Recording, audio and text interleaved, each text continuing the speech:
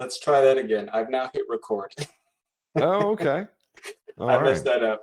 All right, so greetings, everybody. Today is Saturday, September 25th, 2001, and I just hit the record button. So now that folks who are unable to join will be able to watch this on playback. So that is my mistake. And again, welcome on to Caleb and Jerry and Nelson, members of our Mastermind. There may be some others joining in as well. And James, welcome to you, sir. Thank you for joining us this Saturday morning. Yeah, thanks for having me, Christian. I think this is going to be a lot of fun.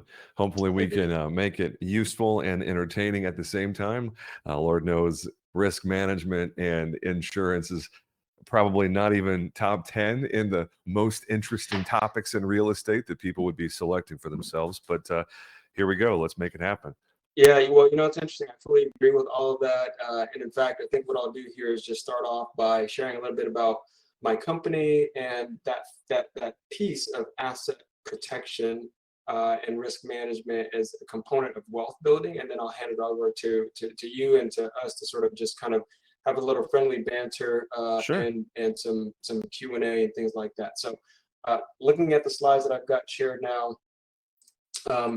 the first thing is Redeem Investments, who we are. So our company is a real estate investment firm that specializes in two food groups, if you will. The first one being value add multifamily class B, class C assets that we acquire, put class A finishes typically, and increase the value, raising the rents to the market level, providing a better environment for the tenants that live there that are clean, safe, affordable, and providing a really solid return for our investors. The other food group, if you will, is land development, but specifically for renewable energy projects. In fact, we recently launched our first investment fund called the Redeem REF, that's Renewable Energy Fund 1, wherein we provide bridge loans, short-term loans to solar farm developers, and they build these utility scale farms.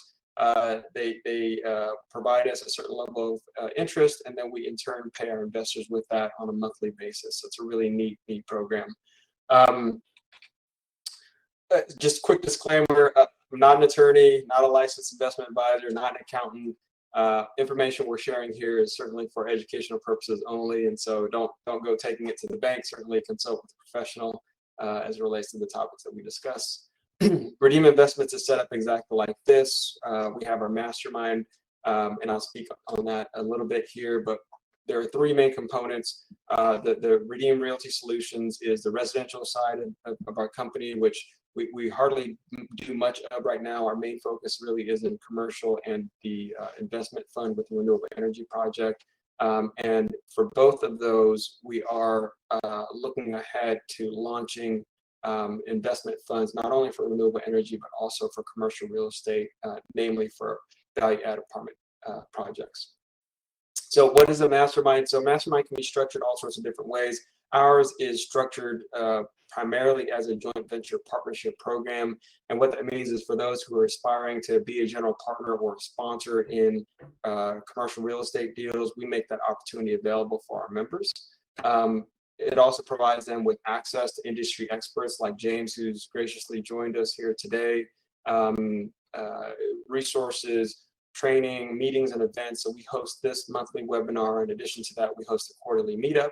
And those things tend to be pretty fun. We've done fishing trips, we've done concerts, we've done football games. Our next event is actually hosting a tailgate at the Army Air Force football game on November 6th, right there in Dallas at Globe Life Stadium.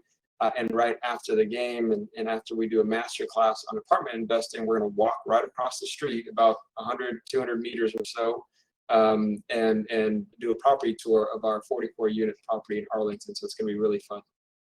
It is limited to 50 members just because I want to make sure that I'm able to provide time and attention to each of our members as they have a need.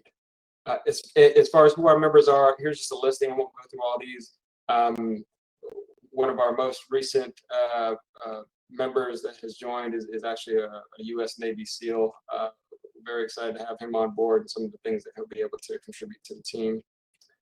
And for those who are wondering, how can I participate? Simply going to our website, sending us an email at invest@redeeminvestments.com. or joining the Mastermind by initiating the process at our website at the Mastermind link. And again, it's a JV partnership program specifically designed for those who are seeking to partner or to become a general partner and learn how to do those things, not necessarily for those who simply want to be a passive investor or a limited partner in our deals. We have plenty of room for those. In fact, we have 3 deals, 4 that we're raising capital for at the moment. So reach out to us if interested in that. And as far as events that we've had this year so far, again, I won't go through all of these, but you can see we host our monthly webinar as well as some of these different meetups. Today's event is meeting with James here, talk about risk management, asset protection. And then next month, we'll look at commercial new development process with one of our industry experts, and then the Air Force game that I mentioned, followed by the last event of the year, which will just be our meetup, our monthly webinar focused on goal setting for the coming year. So what James was talking about earlier, at least the piece that fits into this wealth formula, and I share this not because I've arrived by any stretch, because I too am working on this, but I want to make available the information that I'm sharing is obviously at the bottom level, many of us know how to make money. We have either W-2 income, entrepreneurs, whatever the case may be. The top piece is, once you've made that money and now you're looking to accelerate the growth of that money, you can be looking at investment opportunities, which is often what I talk about. The middle piece, though, is keeping your money. Oftentimes, I talk a lot about taxes and ensuring that you're minimizing your tax basis and things of that nature. But then the other key components of that is ensuring that there aren't any issues that arise that you should be protected against. And I think, at least with regards to apartment buildings and other assets, there is risk involved, and there's ways to manage that risk. One of those is through insurance. And so we'll talk a lot about that actually today, and James will enlighten us on how to utilize those tools that are available to us to keep the money that is made there. The bottom line for me and my group is, commercial multifamily is really where it's at. These are pictures of our 44 unit there in Arlington. You can see from the parking lot where the stadium is in relation to that. It's right across the street. And so it's been a great asset for us so far. And these are the reasons why we like multifamily commercial real estate so much. I think the piece here that I've highlighted is really the piece that we'll kind of hang our hat on today is the capital preservation piece. And then ensuring that the money that you have and the equity that you have tied into any deals is protected, and how to go about protecting that asset. Because if that asset is producing income, the last thing you want is some unexpected event or any event of any type to then cause major disruption in that cash flow stream and in the value of the asset. So with that, let me hand it off to James to initiate our discussion. And James, if you wouldn't mind starting just telling us about who you are, a little bit about your company and what you all do. Sure. Thanks, man. I appreciate that very detailed intro on what Redeem is up to. You guys are clearly carving out a space for yourself in the very, very crowded real estate mastermind environment. So kudos to you and your team there. I am certain you guys will be very successful with your goal attainment, especially, when you got a SEAL joining up. And all you West Point grads, armed services people just operate on a different level than the civilian population. So I'm honored to be a part of what you guys are doing. And so I grew up in a military household. Actually, my dad was Air Force and Army. He's one of the weird ones who did a branch transfer somewhere in the middle of that career of his. But the Air Force decided they didn't want me. I was too tall to be a fighter pilot, and 18-year-old me was stupid and said, well, if I can't be a fighter pilot, then screw the Air Force. And obviously 37-year-old me think that was a dumb idea, because Dad had the congressional recommendation for the academy lined up, and 18-year-old me said no thank you. And I'll regret that for the rest of my life, let me tell you. Well, you've done well for yourself. This path has been just fine. The good Lord has blessed us, and I'm very grateful. Riskwell is the iteration of 8 years of work in the insurance world, which evolved into talking about risk management. Because I quickly realized that talking about insurance, about an insurance product, and having a sales mindset towards the purchase of an insurance product, man, that is just such a valueless, commoditized conversation, and I think it's only going to get worse with the way that the internet and insurtech technology just keeps on growing and developing. The ability for an apartment syndicator, a GP team, or even an unsophisticated, just run-of-the-mill real estate investor who just buying rental properties or doing their flip or whatever. It's going to be so easy to go out and buy an insurance product. That does not deliver value to the marketplace. So you'll notice the word insurance is nowhere in my company's name. It's not on the wall anywhere. It is not our focus. Yes, most of our money comes from the purchase of an insurance product, but in my mind, that's just the funding mechanism that allows us to do all of the advising that we do at no direct cost to the client most of the time. It's like, hey, you buy this insurance product and you get all of this advisory services for free.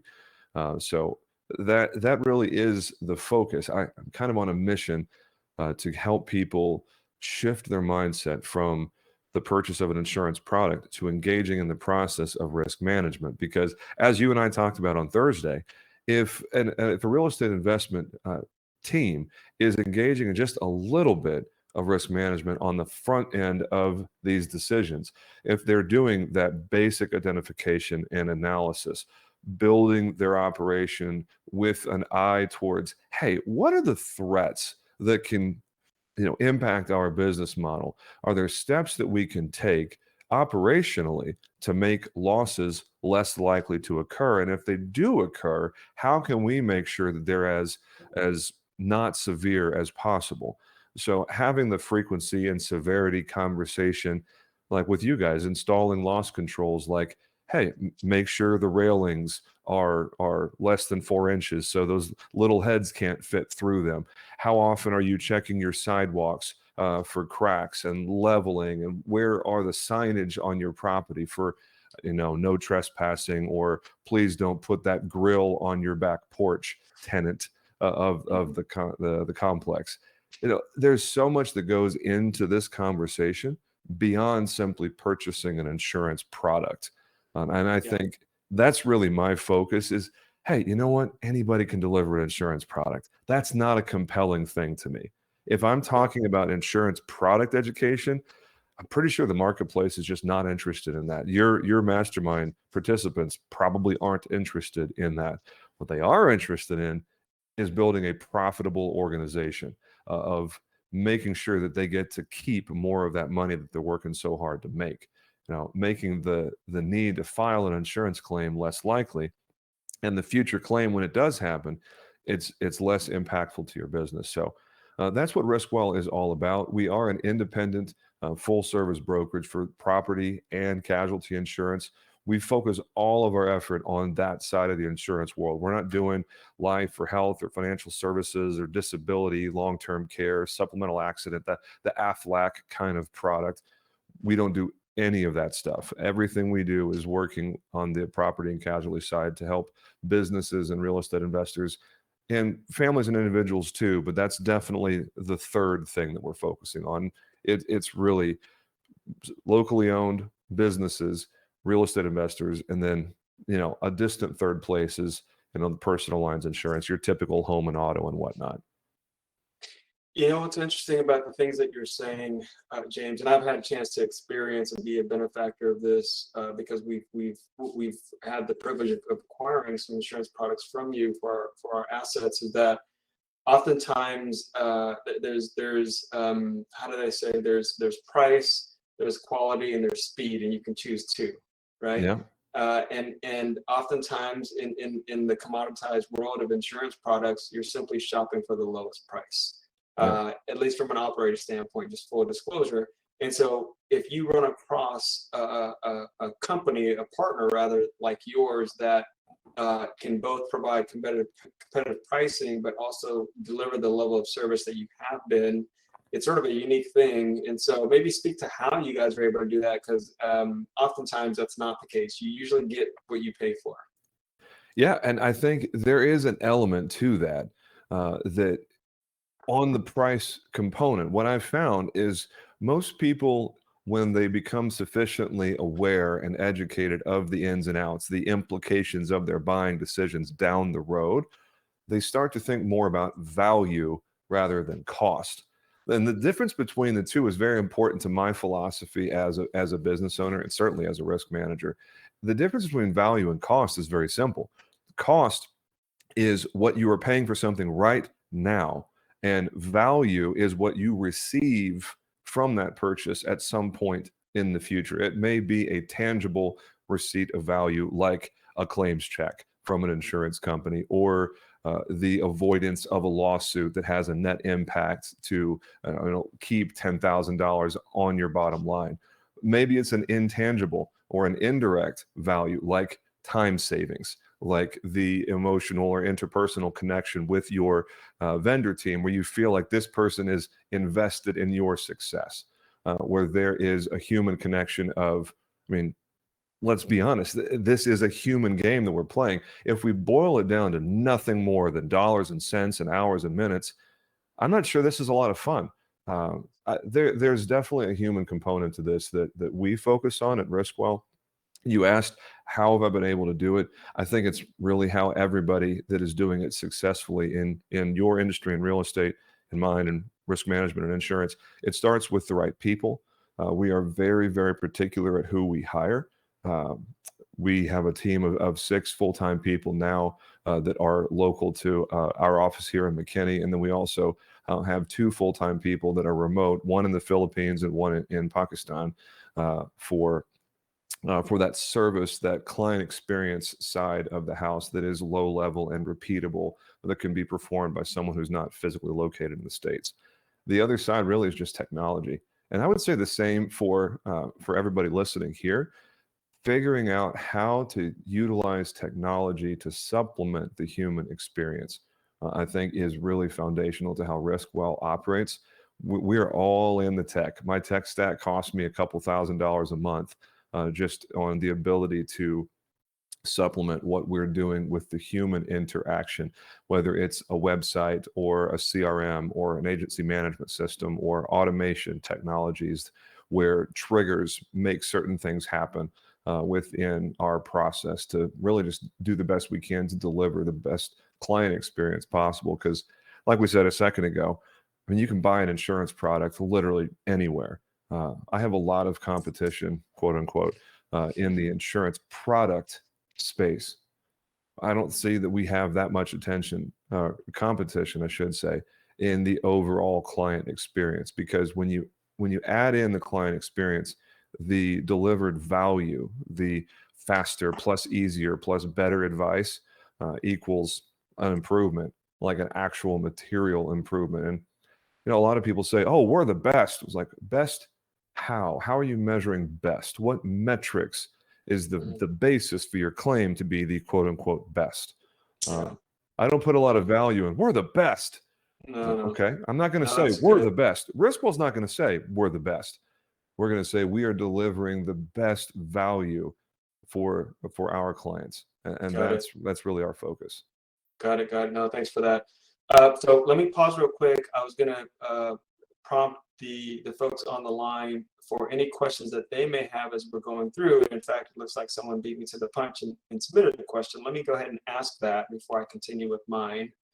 So James, the question is, when going through the underwriting process and trying to get an accurate input price for the pro forma, how much can the insurance cost change from property to property? Is there a standardized pricing that can be applied for our pro forma as we analyze properties? And so they have asked one of the questions that we were going to get to anyway. Caleb, it's like you knew, man. Were you in our meeting on Thursday? Because we discussed this exact topic, my friend. I'm going to sip my coffee and then I'm going to answer your question.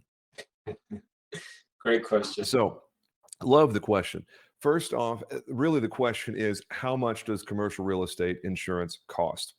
That is the question that we were going to bring in this conversation.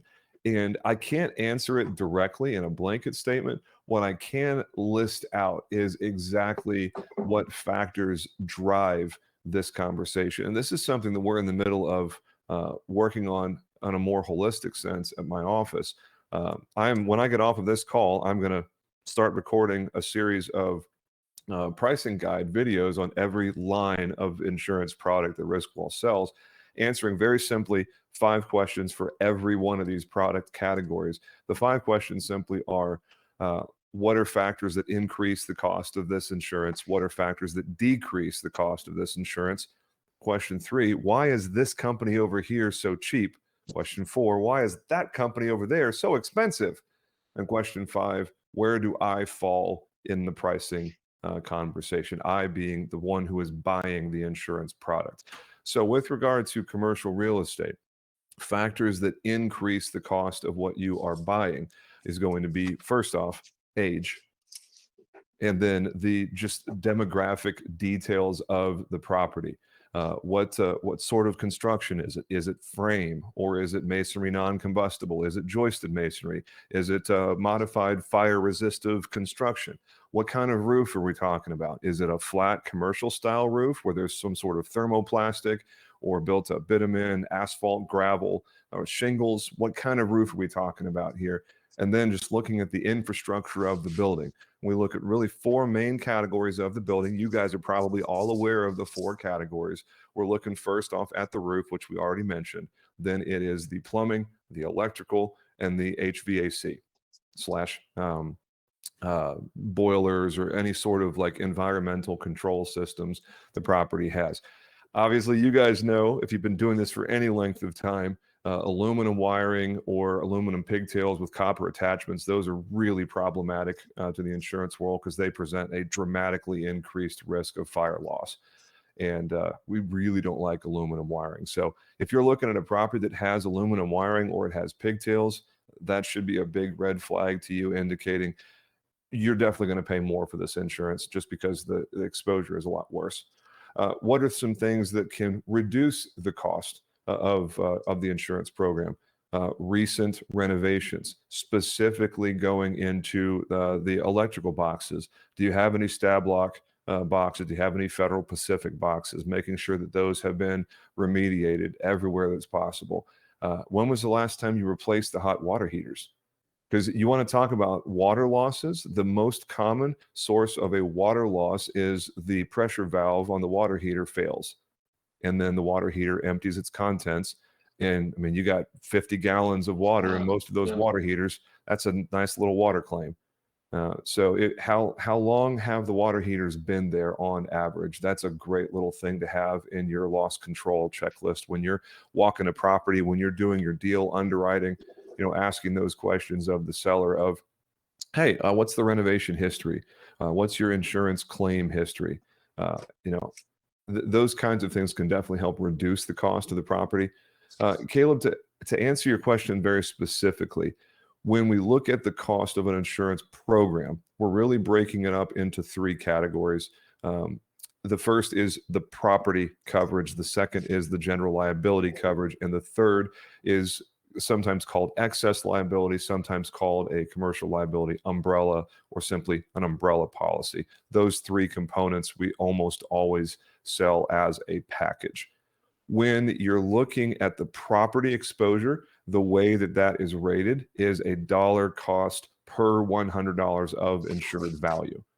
So for instance, if you're taking a $1 million valued property and the property cost was, say, 50 cents per $100 of value, then a $1 million property would have a $5,000 base price for just the property coverage, and that's pure premium. All the taxes and fees are on top of that. There's usually about 10% for state taxes and broker fees and inspection fees and all the fees. There's lots of fees.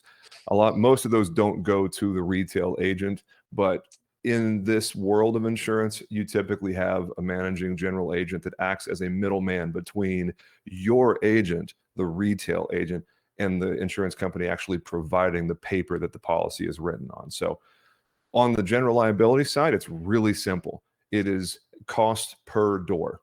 How many units are there on the property? It's going to take into account the crime score for the location of that property. Do they have a high crime score? There are lots of break-ins. Is there has there been 12 domestic disturbance calls in the last 12 months?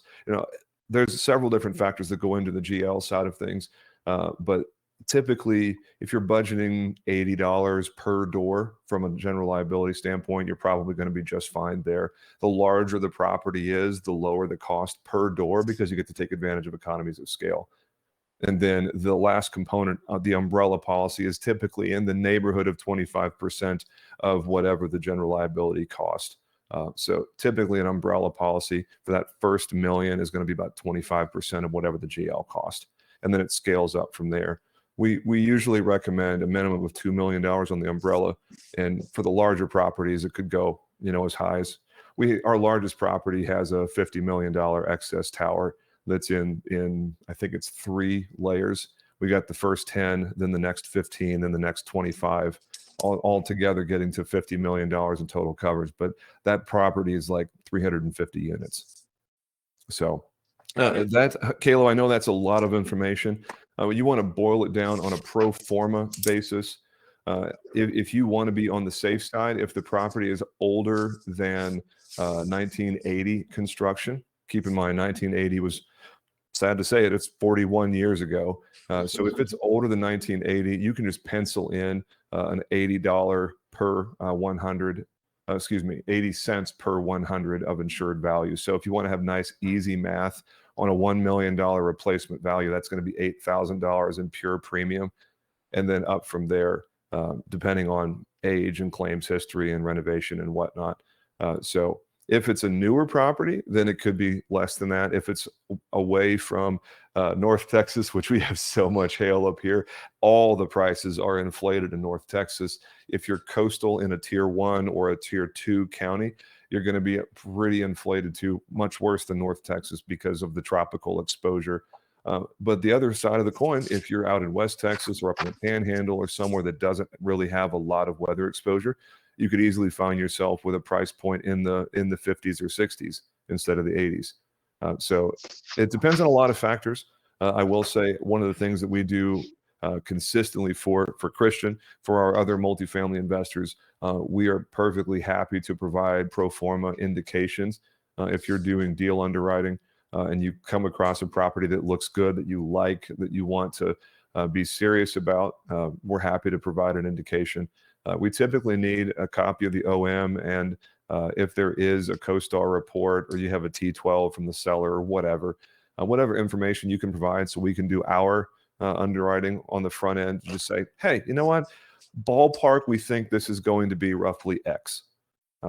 And we're happy to do that for you guys. Yeah, no, that answers that second question that Caleb submitted, I think. So James, thanks for that. I think that helps sort of prompt something for me as well, because there are 2 properties that we should be going under contract on this coming week that I need to send to you for that very same exercise. Cool. We are serious about buying those. So let's jump back. One of the things that we were going to try and discuss is just very basic, like what's the difference between multifamily insurance anyway as compared to the typical asset, residential or otherwise. Yeah, and I think thank you for that, for getting us back on track. I'm a professional talker, so I need to get reeled back in on occasion. So when we talk about real estate investor insurance, there's basically 2 entire buckets, very separate. One is going to be your 1 to 4 unit property. That can be a rental, Airbnb style. It can be a flip. It can be vacant, sub 2, creative financing. Really, whatever the use case is. If it is a 1 to 4 unit residential property, it is in a category all on its own. And then anything that is 5 or more units, residential or commercial property.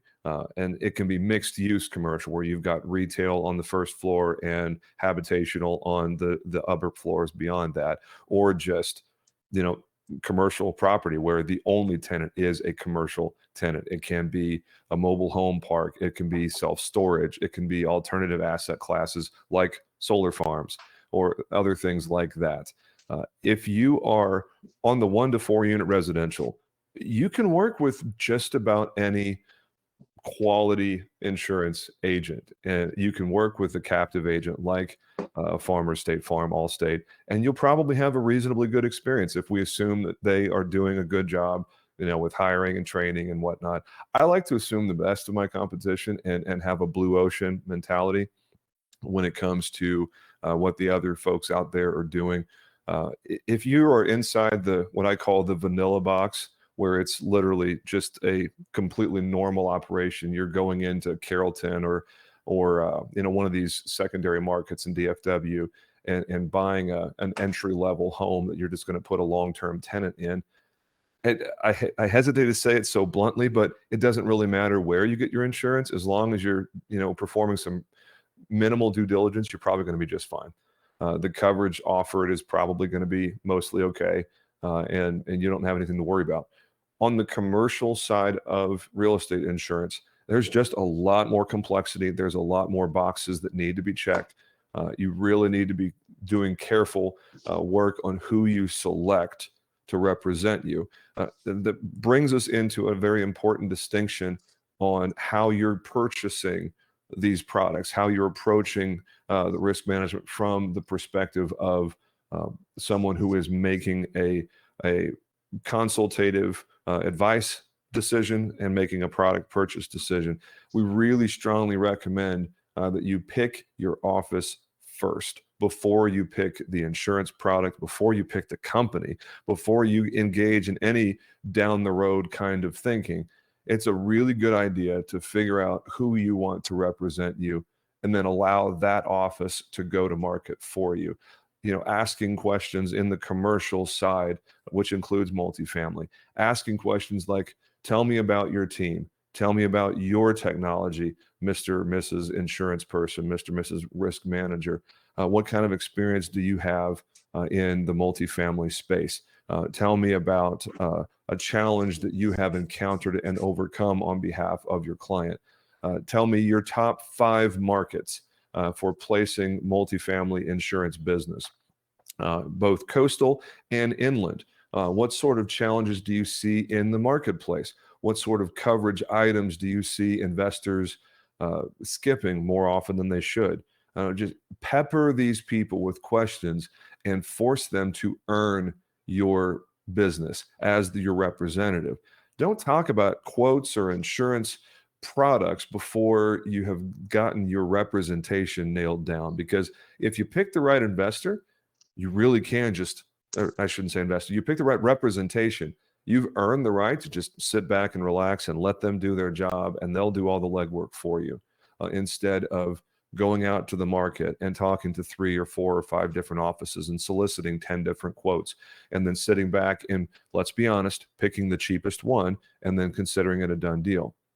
That can be a really bad idea if you're soliciting quotes from representation that may or may not be properly vetted. So I know that's a lengthy answer to what could be a simple question, but if you're in the 1 to 4 unit residential space, I mean, just pick someone that feels good to you. There's not that much difficulty on that side of the real estate insurance world. But if you're doing commercial, if you're doing multifamily, if you're doing any of these alternative asset classes like mobile home parks, self-storage, et cetera, you really need to vet the office, the representation, before you vet the company or the product. Because if you're asking hard questions, you'll be able to quickly figure out by the answers that this person is giving you whether or not they are a legitimate expert in risk management and commercial insurance. Because the challenge, like Christian and everybody else will know, the moment you post on Facebook, the moment you post anywhere and say, hey, I'm buying a 150 unit apartment complex, I need an insurance recommendation, who can help? You're going to get every insurance agent from here to Timbuktu going, oh, I could help. Oh, I can get you a quote. Here's my number. It's like, okay, good for you. You see dollar signs when I post about my 150 unit apartment complex that I'm leading a syndication on now. That, there's not a lot of value in posting on Facebook, because these people that are making these recommendations of, I work with so-and-so and they're great. Do you have any idea what sort of work so-and-so did for that person? They may very well, and let's be honest, they're very likely a quote unquote normal agent that can do a 1 to 4 unit residential property with no problem. But the difference between a run-of-the-mill residential property and an apartment complex, Christian, you know this Yeah. as well as anybody, they could not be more different from a risk management That's right. perspective. Well, let's pause there because you've said it a couple of times now, James, and I want to make sure I don't assume that everybody understands the distinction. But you've said risk management, but some people are calling in or listening to this thinking, I thought we were talking about insurance.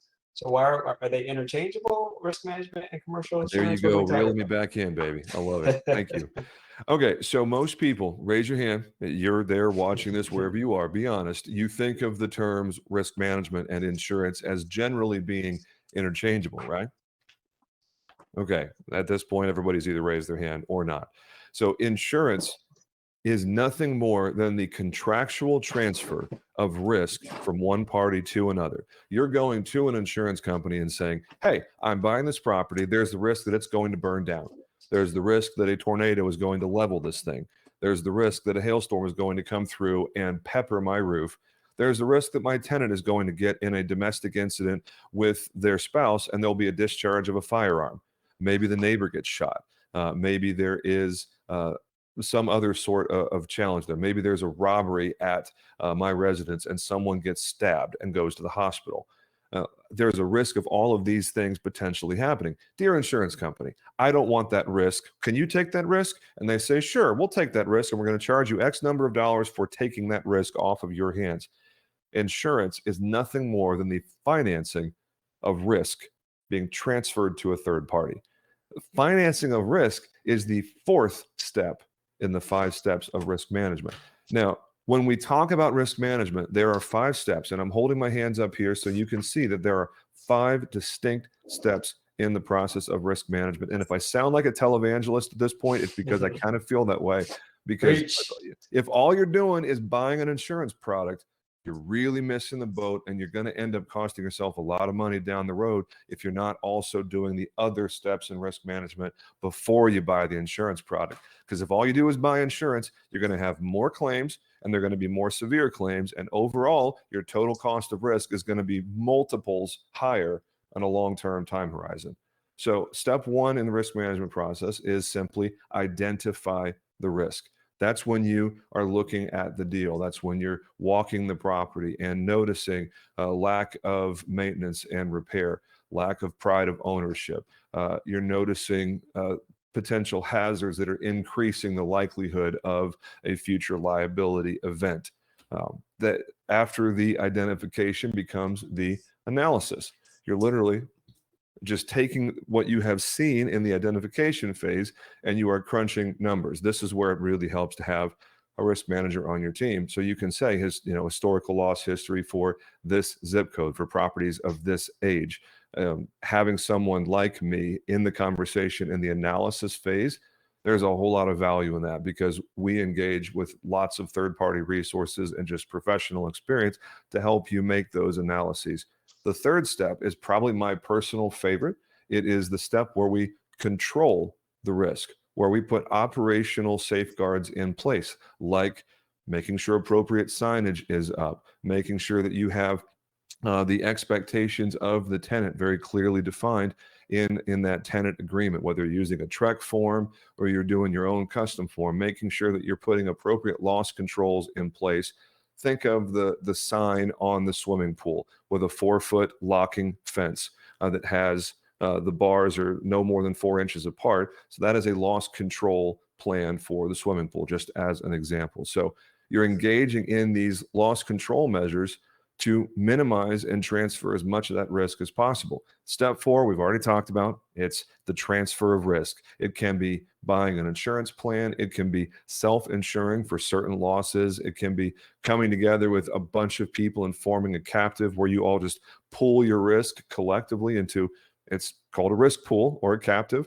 There's a lot of different ways to transfer risk. Some things you guys are already familiar with would be a hold harmless agreement. That is a contractual transfer of risk where another party agrees to hold you harmless if they are responsible for losses. And you've probably heard the phrase a waiver of subrogation. Waiver of subrogation is just where the policyholder is obligating their insurance company to not sue a third party. Perfect example there. If you are serving as a general contractor on one of your properties. You're doing renovation, repairs, or whatever. Your subcontractor has an oopsie and ends up causing damage to a third party, either bodily injury, or let's say they weren't paying attention and dropped their ladder on someone's car and caused $1,000 worth of damage. Waiver of subrogation tells your insurance company, no, you cannot sue my subcontractor to collect your damages. So that's just another example of a measure of transferring that risk contractually. It's not only purchasing an insurance policy, there's lots of other ways. And the fifth one is the least interesting because it's literally just manage the risk. It is the ongoing management of these things that we've talked about in the first four over a long period of time. So over time, you're doing those first four over and over again. You're identifying, you're analyzing, you're controlling, and you're transferring either through the purchase of an insurance product or through these other things we've already talked about. So those 5 steps all together are risk management, and just insurance by itself is part of the process. But if all you're doing is buying a product, you're going to end up paying for it later. Pastor James, that's good stuff. Preaching, that's great. Like I said, man, I'm kind of an evangelist for this thing. I can't help Hey, it. listen. So We're short on time, I know. No, we're fine. We'll start landing the plane here soon. The one that you didn't learn how to fly because you're too tall. The difference between actual cash value and replacement cost value. I think that often is a topic because people may not fully understand what exactly does that mean when I see those different things and I have options in terms of selection. Can you speak to that? There's going to be a very big difference in cost of an insurance product. And a lot of that is based on the valuation used to determine the claim payout. Replacement cost value is the goal. That is the target. If you see actual cash value or ACV on a quote on an offer for an insurance product, push back hard on that because a lot of these properties are really old. They were built in the 60s and 70s. They're more than 40 years, more than 50 years old. A lot of the properties that we insure in our office, well over 50% of all of the multifamily that we insure, and we insure thousands of multifamily units, many thousands of multifamily units. A vast majority of them are built in the 60s and 70s, and they've been thoroughly renovated since then. But the reality is a lot of these properties are very old. And when you have an older property, the depreciation component of actual cash value is a kick to the groin like nothing else. Because if you've got a property that's 10 years old, its expected lifespan, what is it, 50, 60 years? A 10-year-old property is not going to have a huge hit on the depreciation. What happens, the difference between replacement cost value and actual cash value is a factor for depreciation. What that means in practice is, let's say you've got a $1 million loss on a property. Let's keep it nice, big, round numbers. $1 million loss on the property, it is a total loss. Let's say you have a $1 million property that was a total loss. The first option is replacement cost value, where the claims adjuster comes in, says, hey, you know what? I'm so sorry that you guys had this happen. A fire burned your whole building down. We're totaling the building. We're going to give you a replacement cost value, and we're going to subtract your deductible on the policy. We'll talk about deductible some other time. I think you guys probably have a reasonable idea of what a deductible is. You're responsible for paying the deductible. The insurance company pays the rest of whatever the loss is. So let's say you had a $10,000 deductible. The insurance company says, okay, you've got replacement value. We are valuing this at full policy value. So $1 million minus your deductible, and they will cut a check for $990,000. The mortgagee, if there is one, will get their balance, whatever's left on paying off the note on the property, and you as the policyholder get whatever's left after that. So that's replacement cost value. The other option, actual cash value, factors in a depreciation based on the age of the property, based on the condition and age. Because when we do replacement cost value, what are we replacing? We're replacing the property in its current kind and condition. Whatever is being replaced, we want to match it with the same kind and quality. So if you got builder grade finishes over here, we're going to replace it with builder grade finishes on the other side. If you got luxury high-end finishes over here, we're going to replace it with luxury high-end finishes. That's what replacement cost value means. So when we have actual cash value, we are depreciating the payout based on a scale for how old the building is and any other factors that might be adjusting that claim payout. So using the same example, let's say that the property in question was built in 1980, so it's 40 years old. They're going to depreciate to a substantial degree, and it might be 40, 50, 60% of depreciation. So with that same example, and $1 million payout, they're going to say, okay, well, full replacement value was $1 million. We're now going to apply a depreciation schedule of 50% and then subtract out the deductible. So we're going to cut you a check for $490,000. And at that point, obviously you are feeling the pain because depreciation by itself just reduced your dollars by $500,000 or 50% of what the policy was. So Jay, is there ever a case, I'm sorry to cut you off, is there ever a case when you would prefer one or the other? It sounds like the default ought to be replacement cost value all the time. Yeah. And here's the thing, if you know going into it that you are going to self-insure for some of these losses, and in a lot of cases, the difference between an RCV policy and an ACV policy can be significant, especially if it's an older property. Now, in some cases, if you're going into it with eyes wide open and you are making an intentional decision, then yeah, ACV could be a good idea. If you know that you're going to put some CapEx into a property, you're going to redo the wiring, you're going to redo the HVAC, you redo the plumbing, and you know in its current condition, let's say you're going to, flip the property or you're going to hold it for 3 or 4 years and then you're going to let it go. That's where you have the conversation with your risk manager, with your insurance advisor, and go, hey, give me both options.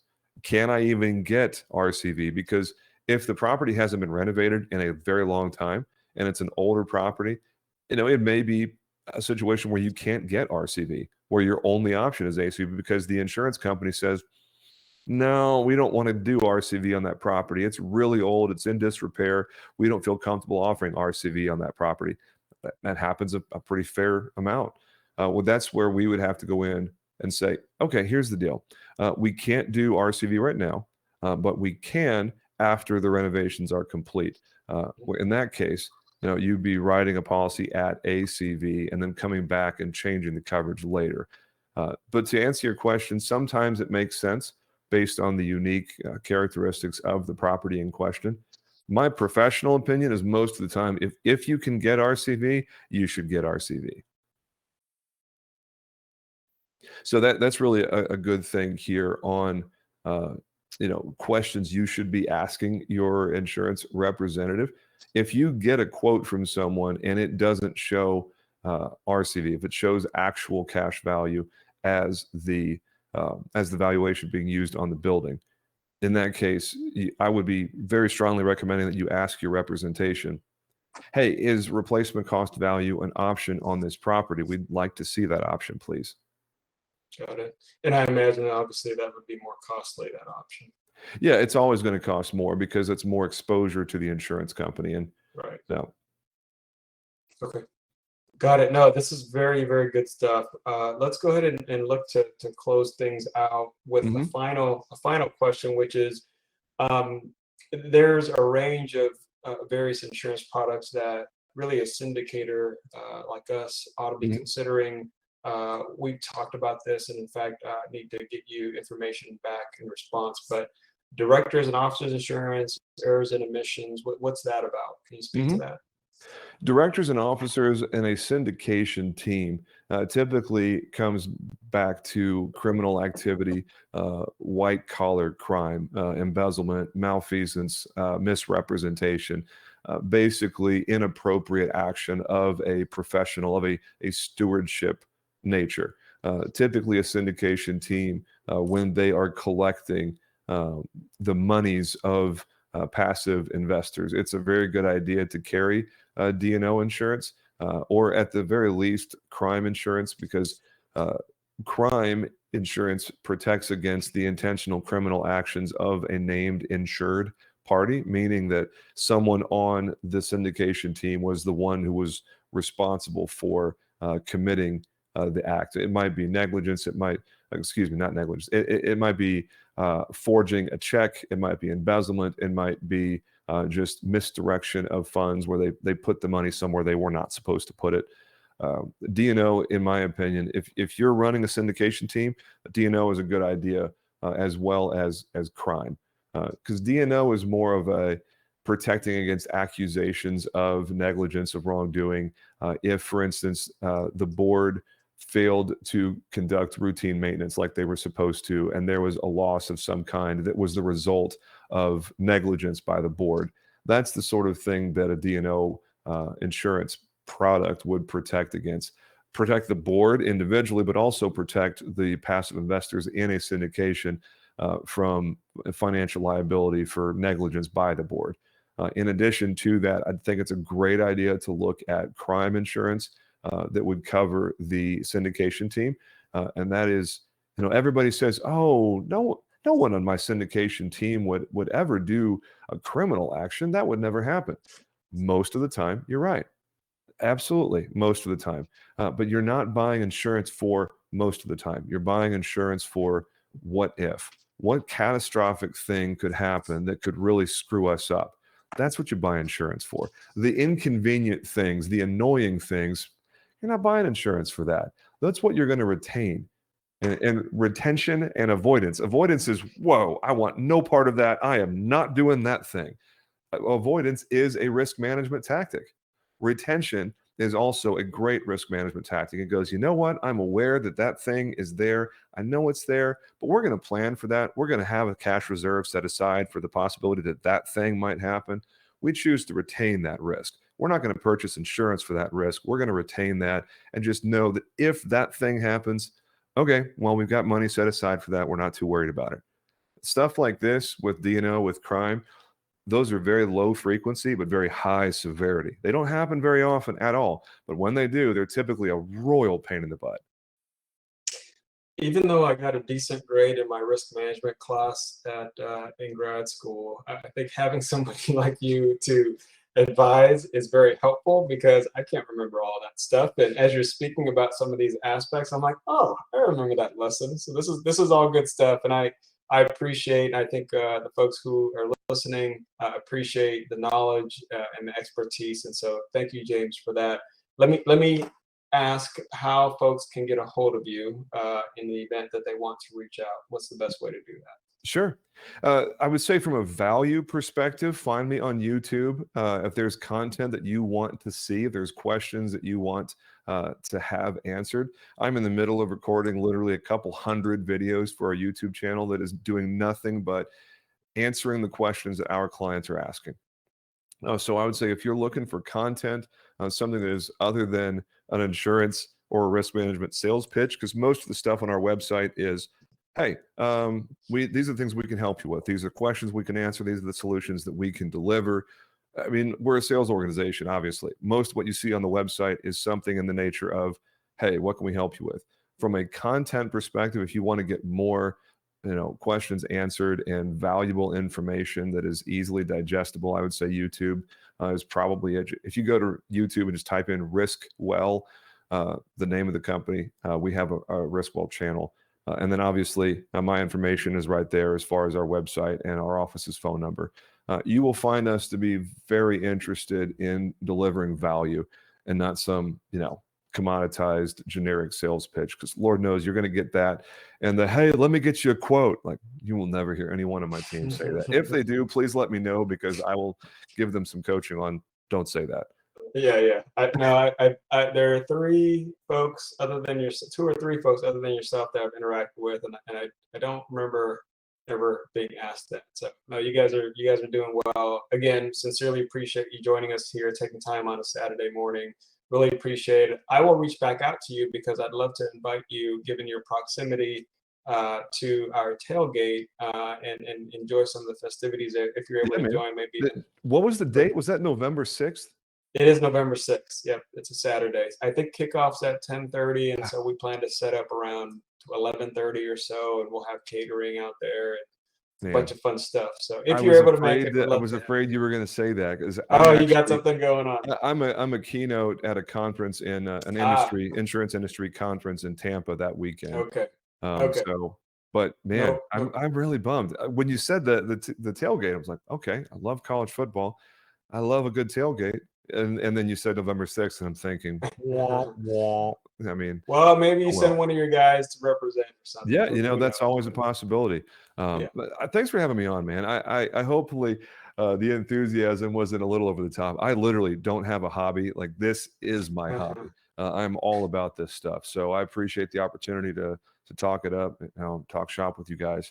It looks like those three folks that were here, Caleb, Jerry, Nelson, anybody who's watching the recording later. Love the opportunity to connect. If there's something useful, we can deliver for you. Thanks, Christian. Okay, you got it. Thank you. Have a great day, and God bless you all. Take care. Take care, guys. Bye now.